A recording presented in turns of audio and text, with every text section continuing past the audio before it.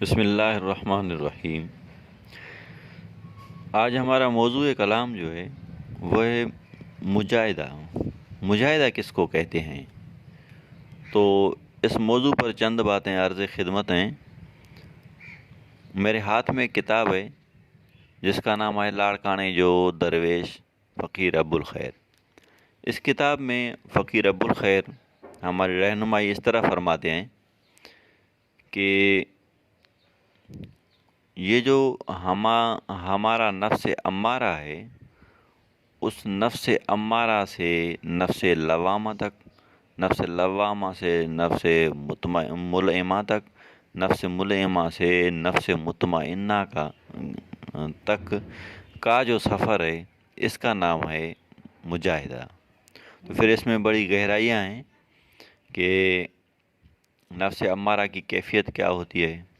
جس بندے کے اندر منزل جس کی نفس امارہ ہوتی ہے تو اس کے اندر وہ جو خیالات پیدا ہوتے ہیں وہ کس طرح کے پیدا ہوتے ہیں، اور اس کا پھر دفاع کس طرح ہوتا ہے۔ ویسے تو ہر حال میں جو دفاع ہوتا ہے تو وہ روحانی سپورٹ سے ہی ہوتا ہے، یعنی روحانیت سے ہی ہوتا ہے دفاع اس کا، پر پھر بھی اس میں دخل جو ہے انسان کے ارادے کا ضرور ہوتا ہے۔ تو نفس امارہ کے اندر انسان کے اندر کس قسم کے خیالات ابھرتے ہیں، پھر اس کا دفاع کس طرح ہوتا ہے۔ نفس لوامہ کے اندر انسان کے اندر کس طرح کے خیالات ابھرتے ہیں، پھر اس کا دفاع کس طرح ہوتا ہے۔ نفس ملئمہ کے مقام پر جب بندہ پہنچتا ہے تو پھر اس کی کیفیت کیا ہوتی ہے، اس کے ارادے کس طرح کے بنتے ہیں، اس کے اندر خیالات کس طرح کے بنتے ہیں، پھر اس کا دفاع کس طرح کیا جاتا ہے۔ پھر آخر میں جو ہے وہ نفس مطمئنہ ہے۔ جب نفس مطمئنہ میں پہنچتا ہے نا بندہ، تو اس کے اندر اختلافات مکمل ختم ہو جاتے ہیں۔ تو یہ جو پروسیس ہے نا اختلافات ختم کرنے کا، اختلافات کہتے کس کو ہیں کہ بھائی دیکھیں، اللہ تعالیٰ نے جس چیز کو جو حکمت رکھ کے پیدا فرمایا ہے، ہم اس سے اختلاف کر بیٹھتے ہیں۔ ہم کہتے ہیں کہ یہ ٹھیک نہیں ہے، یہ اصول کے خلاف ہے، یہ مضر ہے، یہ مثبت ہے۔ تو یہ جو ہمارے خیالات ہیں نا وہ قدرت الہی کے مخالفت میں جاتے ہیں۔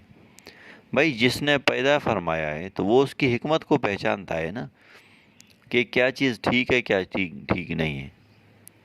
ایک بندہ ہے جس کو اللہ تعالیٰ نے لنگڑا پیدا کر دیا، ہم کہتے ہیں اس کی ٹانگ ہوتی تو یار یوں کر لیتا ہے، ہوتی یہ ہمارا اس کے ساتھ اختلاف ہے قدرت کے ساتھ۔ وہ قدرت جانتا ہے، اللہ تعالیٰ کی ذات بابرکات جانتی ہے کہ بھائی اس کو میں نے کس طرح بنانا ہے، اس کی میں نے نیچر کیا بنائی ہے۔ تو یہ ہمارے جو اختلافات قدرت کے ساتھ ہوتے ہیں نا، تو ان اختلافات کو ختم کرنے کا نام ہی مجاہدہ ہے۔ تو جب مجاہدے کا سفر ختم ہوتا ہے نا تو اس کے بعد پھر مشاہدہ اس کا ثمر ہے۔ پھر جو آگے روح کی 3 منازل طے ہوتی ہیں وہ مشاہدے کا سفر ہے۔ مجاہدہ اس میں دخل ہے اپنی جگہ پہ، لیکن وہ مشاہدے کا سفر ہے۔ پھر جب وہ 3 منازل وہ بھی طے ہو جاتی تو اس کے بعد پھر صرف اور صرف مشاہدہ ہے۔ تو یہ 2 باتیں تھی ہم نے عرض رکھی۔ آخر میں دعا ہے اللہ تعالیٰ ہمیں ان بزرگان دین کی تعلیمات پر عمل کرنے کی توفیق عطا فرمائے۔ ویسے آخر میں ایک بات عرض کر دوں کہ یہ جو مجاہدہ ہوتا ہے نا، یہ اپنی طرف سے بندہ کتابیں پڑھ کے یا سنی سنائی باتوں پر چل کر نہیں کر سکتا، کیونکہ یہ جو اتنا بڑا کٹھن کام ہے، اس کٹھن کام کے لیے ہمیں ایک استاد چاہیے جو ہماری رہنمائی فرمائے۔ پھر ہمارے اندر پتہ نہیں کس موڑ پر کیا خیالات پیدا ہوں، اس کا دفاع ہو، کبھی اندر سے نہیں ملتا، کبھی یوں سمجھیں کہ یہ جو نفس امارہ ہے، پہلی 2-3 منازل ہیں، اس میں تو پتہ خود کو چلتا ہی نہیں ہے، وہ پھر ان کے امر سے ہی بندہ چلتا ہے، پھر بعد میں جا کے اس کے اندر روشنی پیدا ہوتی ہے۔